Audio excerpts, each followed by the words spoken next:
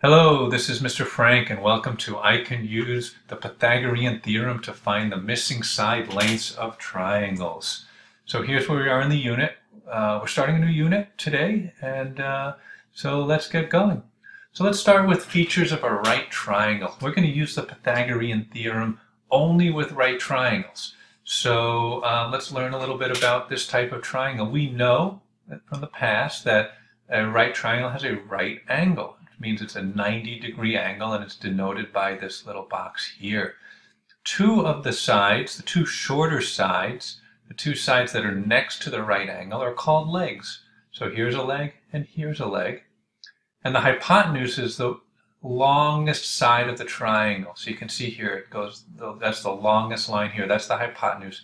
And it's always going to be opposite the right angle. So you can see here's the right angle, this side is opposite the right angle.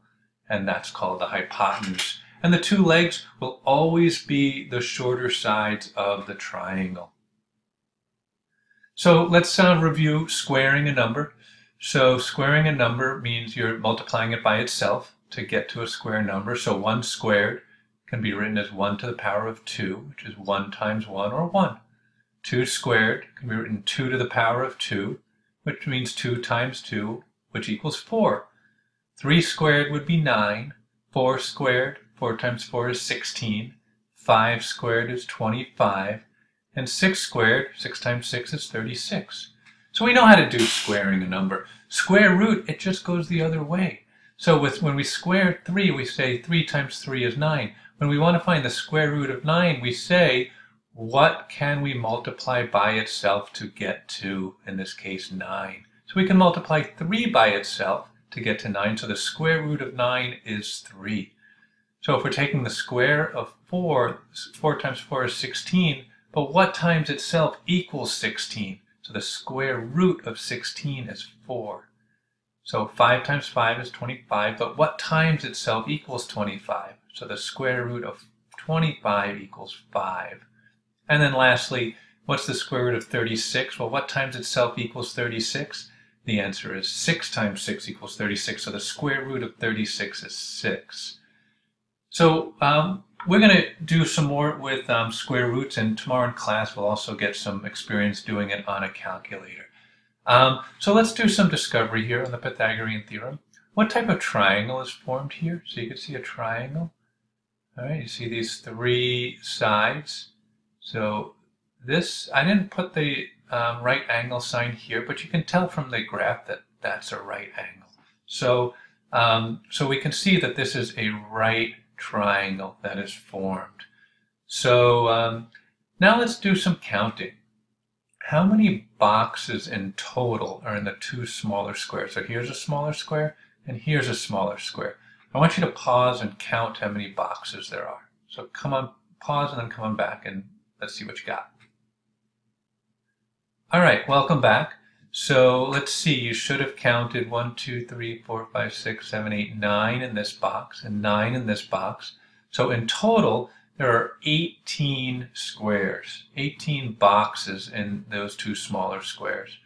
Now I want you to count the boxes in this larger square. Now notice there's some half boxes here. So count those as halves and see what you get as a total, and then come on back. All right, welcome back. Let's see, I'm going to start here. I'm not going to count the half boxes just yet. I'm going to count the whole boxes. 1, 2, 3, 4, 5, 6, 7, 8, 9, 10, 11, 12. Now I'll count half boxes. I'm just going to count the number of half boxes. 1, 2, 3, 4, 5, 6, 7, 8, 9, 10, 11, 12. So I'm going to cut that in half. So if there are 12 half boxes, they would make up 6 boxes plus the 12 whole boxes, and that's 18. Huh. Is that number 18? Did we see that somewhere before? Just a clue. Maybe it was something we saw with these 2 boxes. So let's try that again. Let's just see how that goes. How many boxes are in the 2 smaller squares? So I'm going to pause here and figure that out.